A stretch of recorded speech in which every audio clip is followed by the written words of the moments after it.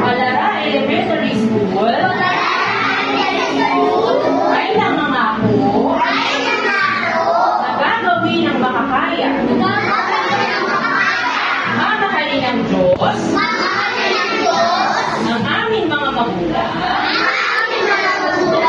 mga guro, at magiging mabuti mamamayan sa hinaharap.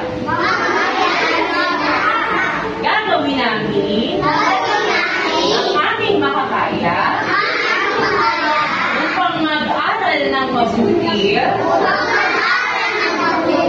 at gagampanan ang aming pananagutan, tungkulin